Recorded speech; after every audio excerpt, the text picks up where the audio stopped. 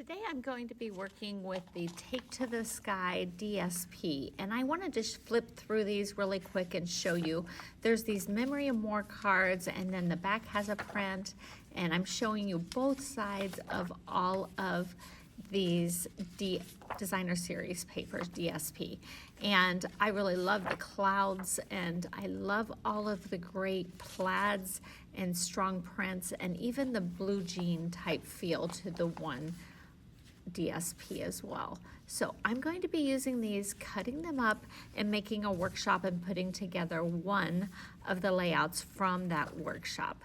So I welcome to the Inspiration Collaboration Design Team Challenge, where we're featuring something that you can get as a last chance. This Take to the Sky bundle will be on last chance. It's on there right now. If you go to Kati, Kati weeks.stampinup.net, and any of the bundles are going to be last chance from the 24-25 catalog, because with these bundles, you are getting bundled pricing, discount pricing, and even if there are products left, you will not be able to get that discount bundled pricing after the new catalog launches in May. So I would encourage you to take advantage of any of those sweet collections, any of those bundles, and make sure you get your hands on them.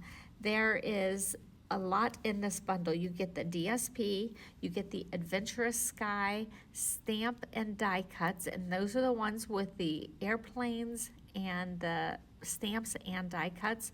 And then they also have these great industrial trinkets, which are perfect for anything you're doing that's like mail related or a real strong industrial feel. And so it works great for these.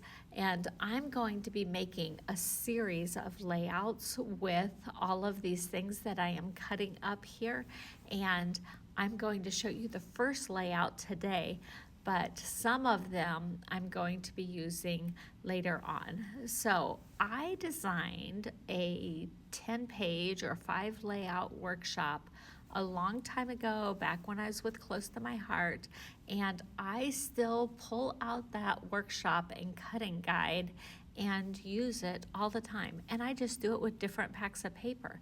So I'm doing it here with the Take to the Sky DSP, and I'm featuring something on my background that I call block stamping. And I am just taking my Stampin' Up block, putting it in the ink, then stamping it off on scrap paper, and then stamping it onto the background 1 or 2 times. And if you can see in the Smoky Slate printed paper, it has a bunch of like squares and rectangles that are like overlapped for the pattern in that DSP. And that's kind of what inspired me to do block stamping around the background of this 2-page layout. So I am picking a few different blocks. I believe I'm using Smoky Slate, Boho Blue. I think those are the only 2 colors I really used on this background that I can think of. So, and sometimes I use them 2nd generation, sometimes 3rd generation. If I did 1st generation, like right there, it's because I forgot to stamp off. But I mostly did 2nd and 3rd generation everywhere. And I did try to overlap some of those squares and rectangles because they were overlapped in the patterns on the designer series paper. So I really try to use that paper as my inspiration for some things. And this is going to be a layout for my little neighbor who's graduating, and I'm working on a scrapbook for him. And these are, I think this one will have basketball pictures on it from when he was younger. And I'm bringing in the other page, and I'm doing the exact same thing for the block stamping. I'm going to stamp it off and put it going every which direction all around the paper. So my first set of things where I was cutting everything up, did you notice that orange t-shirt with the baggy arms. When I went to put my video together, I'm like, oh dear, that was certainly the oversized t-shirt. I was just comfy in my craft room, crafting away and recording and not even thinking about how big and sloppy that looked on a video. Sorry. So I found something that actually matches the paper suite that I'm stamping with and decided I'd wear that for the rest of this video because I recorded it the next day. So here we go, all around my page, stamping it off. There is no pattern, there's no right or wrong, and I just call it block stamping. You can do this on the back of your card, like on your card base. You could do this on lots of different places. I tried sliding it through and I'm like, yeah, that doesn't work. I need to pounce up and down on my Stampin' pad. So these pictures that I'm going to be bringing in just a few minutes are from my neighbor when he was back in middle school. So like maybe 5th through 8th grade or so. And I just decided I would put all of the basketball pictures all on the same layout. This little thing of dots, and it has like a little asterisk. I think it was intended to be a snowflake, but it's from Reindeer Memories stamp set, and I'm stamping it in Night of Navy. That's the darkest blue that we have, and I really thought that would stand out a bit better if I did not use Night of Navy on my block stamping. So I stuck with lighter colors on my block stamping and used my boldest color on the print that I wanted to stamp over top. And some of them I go side to side, most of them actually, I go side to side so it doesn't feel quite so much like snowflakes coming down. And I just liked the design on it though, all the little dots and then the asterisks, and I didn't think it had to be snow. And I'm going to make sure I get this all around the page, and then I will bring in the other page, and I think I have them both all stamped up. Yes, they're both done, and now I'm bringing in pictures, and I am definitely featuring some flip-flaps on this page. I love using flip-flaps, so that one I'm opening to the left, and then this next set of flip-flaps, I have attached 3 flip-flaps together, kind of like in an accordion style, and I will be putting all these flip-flaps down to the page protector on top of the scrapbook. Sometimes I put them directly onto my layout and then pull them through. I am not doing that on this particular layout or on any of them in the scrapbook. I just don't want to put them down on the page protector until I know the order of all the pages that I have. And I think I'm getting close to the place where all I have left is high school. And once I get to the place that all I have left to do is high school in a scrapbook, I can put those first several layouts together and put the flip-flaps on those layouts. So that one on the right-hand page, it will flip-flap open to the right. And then this picture down here perfectly fits. I had to trim it just a smidge, and it will perfectly fit in that spot between the DSP on the far right and the photo mat in the picture that's on the left. It was a perfect fit. Now it's time for some embellishing, and I have went through with my basic white cardstock, and I have cut out the alphabet letters using the mini alphabet dies, and I'm just going to have this say St. John basketball. I ran these letters through my real little Xyron machine just to put some adhesive on the back of them, and then I started about 1 inch over from the right side of that block where I'm going to put my title and started spelling the word basketball backwards so that I could space it over. And then St. John, I started about 1 inch from the other side and worked my way across to put the first line of the title, and it was a perfect fit on that little spot. And then I had some scraps left over from the Everyday You and Me workshop that I created, and the scraps that were from the tartan foil was copper clay, which was one of the colors in this workshop, and you can even see that color in that tag in the middle at the top. And so I thought, you know what, I think I will bring in some of those copper clay papers and cut out circles.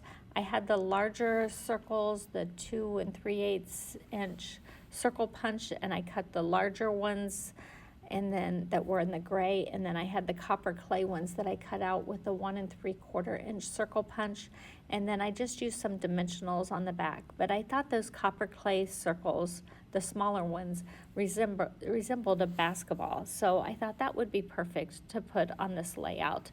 And I usually try to make all of my elements touch when I do little clustering, but for this cluster, I kind of started off with those grays and then one of what I'm calling a basketball.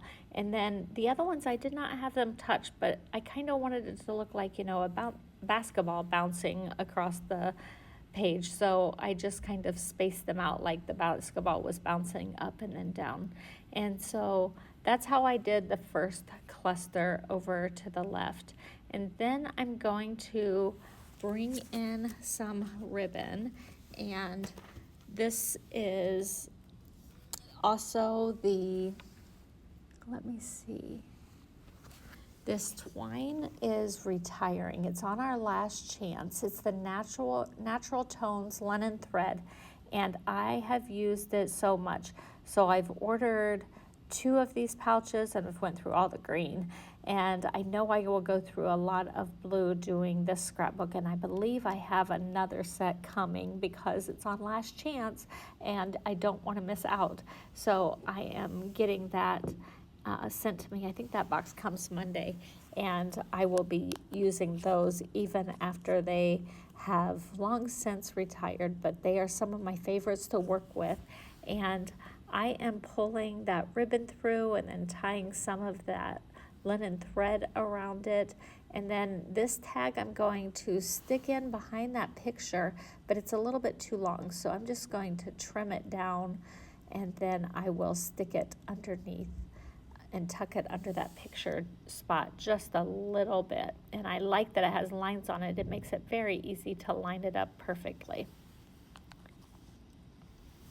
I'm going to snip so my thread is not too long, but that should work just fine.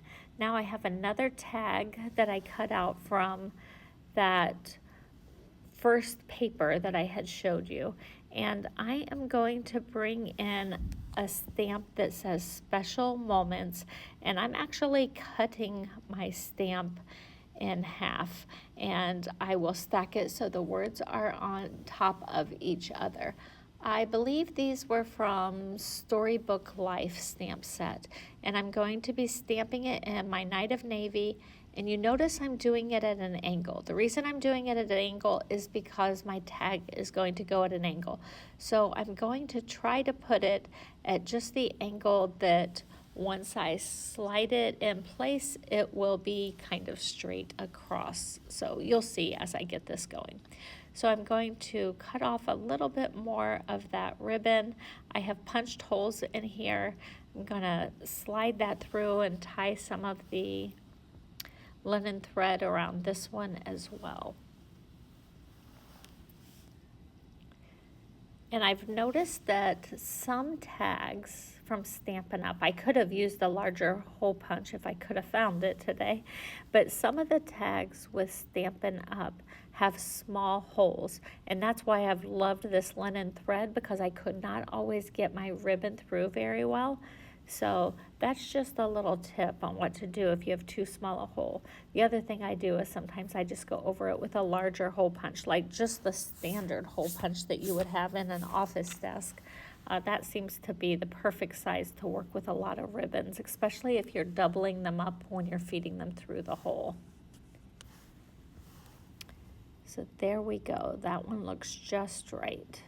And then I'm going to stick this one down, and I'm going to kind of slide it under the picture at the bottom and just slightly overlap that photo spot on the top right. And do you see how the words look straight now? that's what I was going for. I just wanted the words to look straight once we were finished.